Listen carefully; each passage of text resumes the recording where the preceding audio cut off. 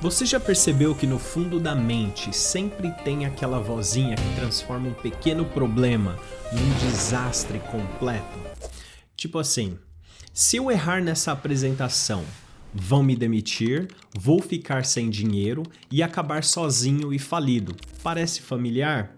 Pois é, isso tem um nome: catastrofização. E o mais assustador, estudos da Universidade de Yale mostram que pessoas que catastrofizam com frequência têm até 70% mais chances de desenvolver ansiedade crônica e depressão. Ou seja, essa forma de pensar não só te deixa ansioso e deprimido hoje, mas ela pode te levar literalmente a arruinar a sua vida aos poucos. Mas a boa notícia é, você pode parar isso. E nesse vídeo vamos falar sobre catastrofização, que é esperar sempre o pior. Catastrofizar é uma excelente maneira de lhe deixar ansioso e deprimido e de arruinar completamente a sua vida. Assim, eu vou te ensinar 3 coisas aqui que você pode fazer para parar de catastrofizar. Então vamos falar sobre isso. Bom, certa manhã uma mulher acorda atrasada para o trabalho, o despertador não tocou, o celular está com pouca bateria e quando ela olha pela janela, vê que está chovendo forte. Seu primeiro pensamento é: pronto, começou tudo errado. Ela se veste às pressas, sai de casa e percebe que esqueceu o guarda-chuva. Já irritada, decide correr até o ponto de ônibus. No caminho, pisa em uma poça d'água. Molha o sapato. Ótimo, ela pensa. Agora vou passar o dia inteiro desconfortável. Quando chega ao ponto de ônibus, o ônibus atrasa. Ela olha para o relógio e sente o coração acelerar. Meu chefe vai ficar furioso, ele vai achar que eu não sou responsável. Enquanto espera, começa a imaginar a cena. O chefe chamando a sua atenção na frente de todo mundo, colegas julgando em silêncio, aquela sensação de vergonha tomando conta. O ônibus finalmente chega, mas está lotado. Ela entra espremida, segura no apoio e sente alguém esbarrar nela. Ah, as pessoas não têm educação nenhuma, pensa ela. Esse dia só prova que tudo dá errado para mim. A mente continua correndo, vou chegar atrasada, vou cometer erros, esse atraso vai entrar no meu histórico e se isso for o começo da minha demissão? E se eu perder esse emprego? Como vou pagar as minhas contas? A cada pensamento, o corpo reage, os ombros ficam tensos e a respiração encurta. O estômago embrulha, eu nunca consigo fazer nada direito, todo mundo dá conta da vida, menos eu.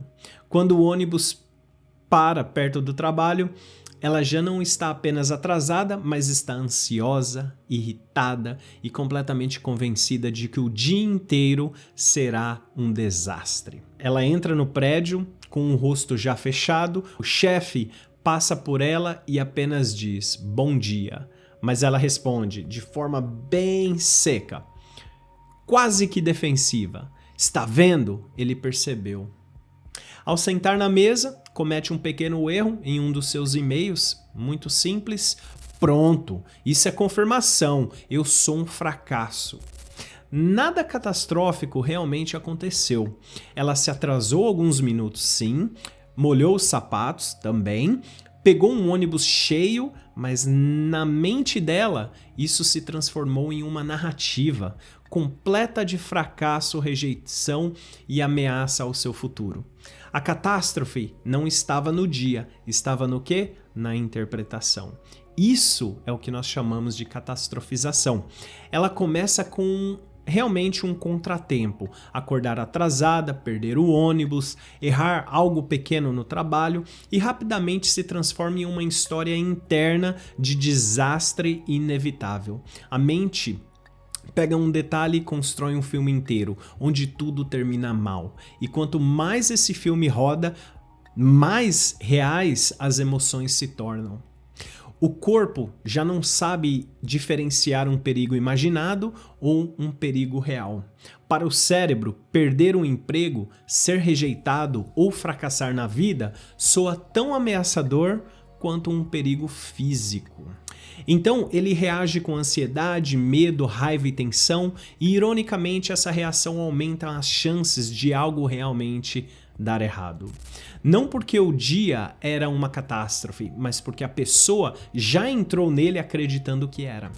Assim como alguém que com medo de ser julgado se fecha e acaba afastando os outros, a catastrofização nos leva a agir de formas que reforçam exatamente aquilo que tememos. Ficamos defensivos, evitamos muitas pessoas, desistimos, reagimos mal e depois usamos tudo isso como prova de que o mundo é contra você. A catastrofização não prevê o futuro. Ela o ensaia da pior forma possível repetidas vezes, até que o corpo e a mente passem a viver como se fosse, já estivesse acontecendo. E o problema não é que as coisas ruins nunca acontecem, elas acontecem. O problema é viver todos os dias como se cada pequeno erro, atraso, desconforto fosse o início de um colapso irreversível. Essa é a verdadeira catástrofe.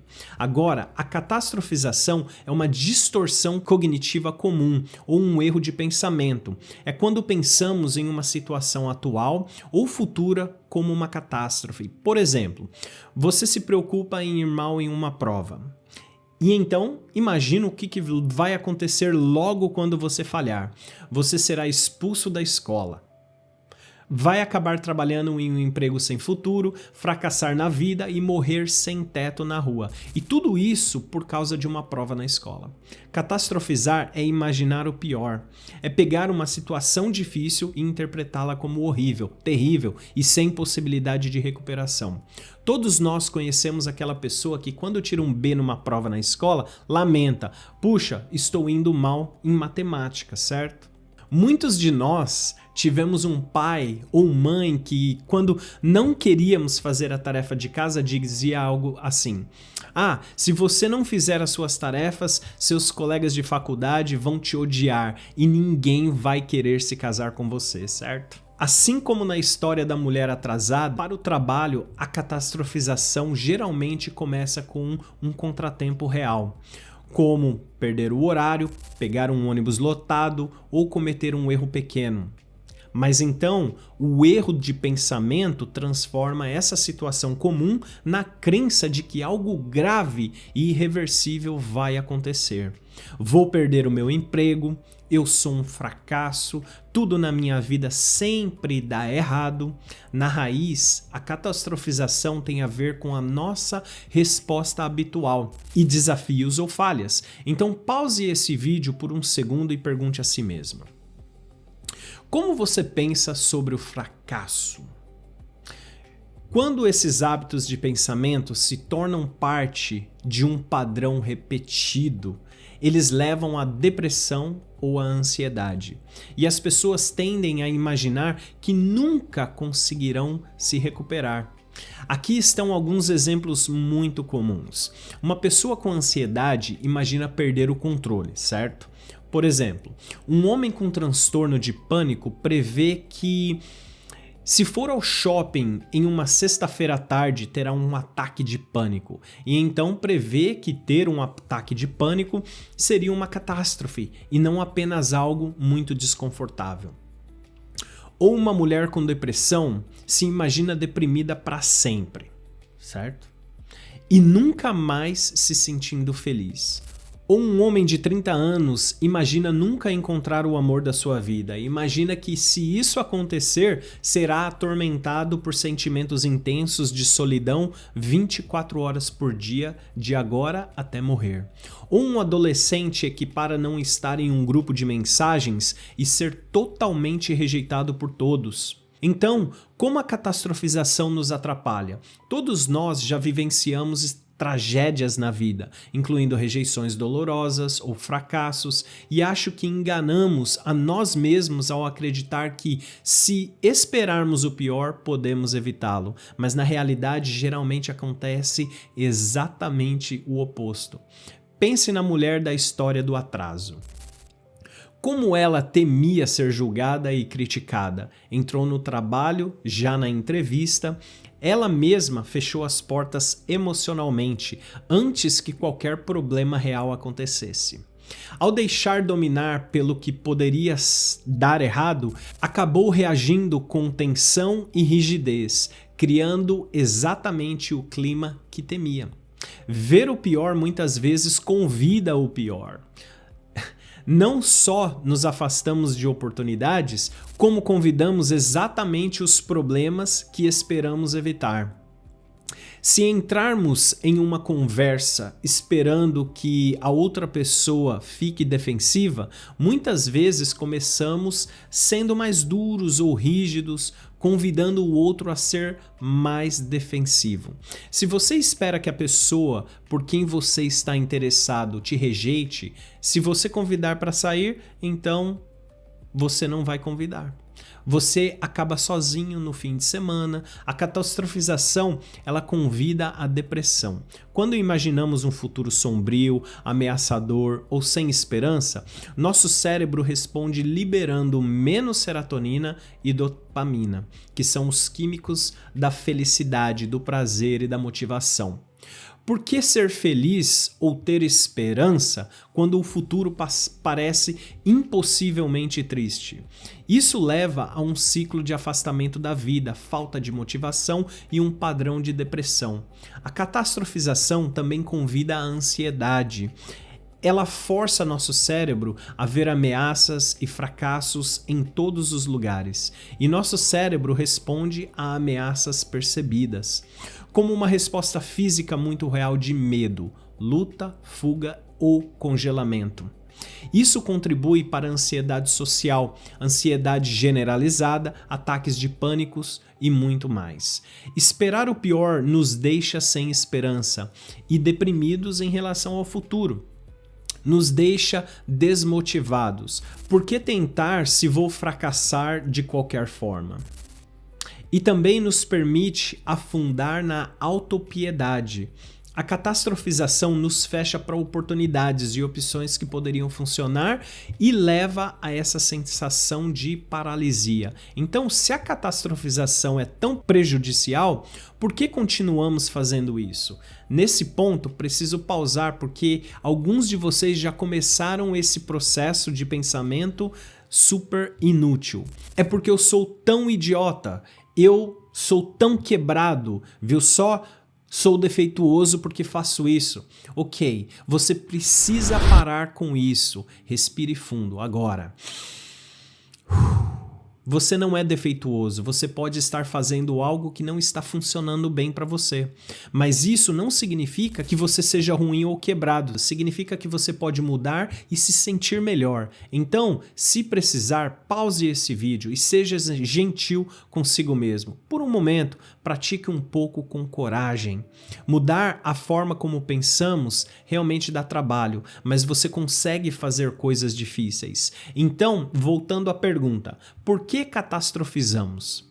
Bem, isso cumpre uma função ainda que disfuncional. Fazemos isso por uma de duas razões. Número 1. Preparar-se para o pior é uma estratégia de enfrentamento que nos protege de sentir risco ou incerteza. Se eu espero fracassar, não ficarei decepcionado se isso acontecer.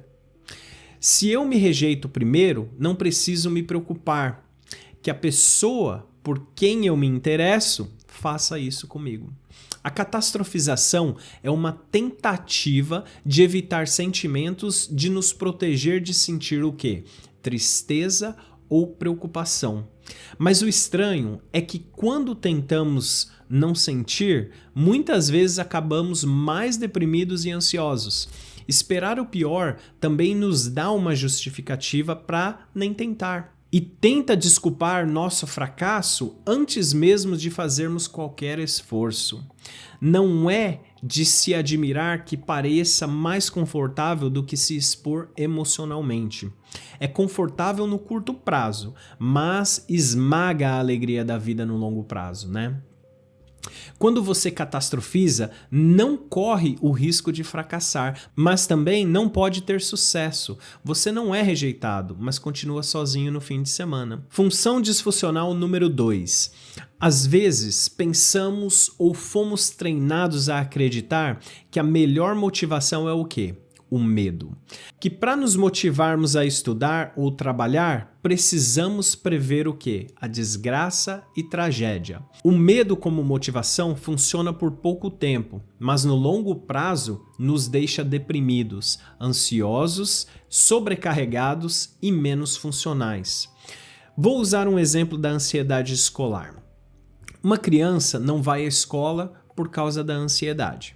Os pais também ficam ansiosos com isso, claramente. Então entram no quarto e dizem: você tem que se levantar, senão vai realmente arruinar a sua vida.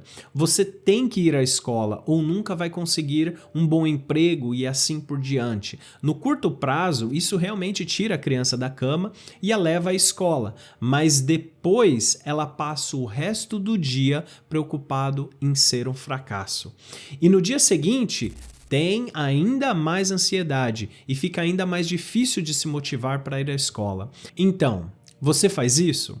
Você tenta se dar um discurso motivacional, mas na verdade é mais um discurso do que? De medo. Nós ou nossos pais podemos ter usado o medo no passado como um forte motivador, mas ele simplesmente não é uma fonte sustentável de motivação. Então, vamos encontrar algo mais funcional do que nossa catastrofização auto-justificadora, auto-sabotadora. Primeiro, tente começar com uma boa noite de sono. Quando estamos privados de sono, ficamos hipersensíveis a ameaças e menos resilientes diante dos desafios. Quando você está cansado, tem maior capacidade de enfrentar esses desafios com coragem. Número 2. Aceite a incerteza como uma parte natural e aceitável de viver uma vida plena. Essa é uma habilidade fundamental da vida, que pode ser desenvolvida e praticada. Envolve mudar a forma como você pensa sobre a ansiedade. Em vez de rotular a ansiedade como algo ruim, prejudicial ou terrível, ou dizer não consigo lidar com isso, você diz: isso é desconfortável, mas não vai me machucar. Você diz: eu consigo fazer coisas difíceis.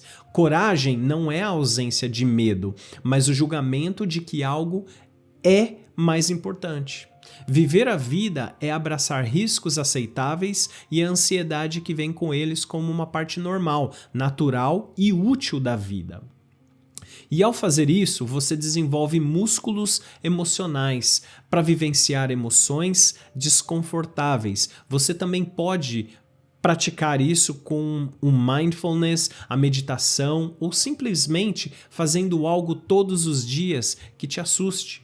Número 3, motive-se pelo que você quer na vida, pelo que você valoriza e espera, em vez de tentar usar o medo. Isso se chama metas positivas. Em vez de dizer, tenho que ir à escola para não morrer sem teto na rua, você diz, eu escolho ir à escola porque quero ser um terapeuta quando eu crescer.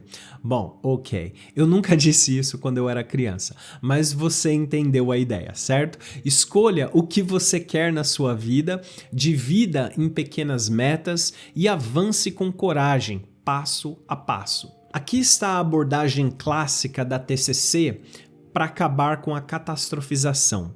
Número 1. Comece apenas percebendo quando você está catastrofizando.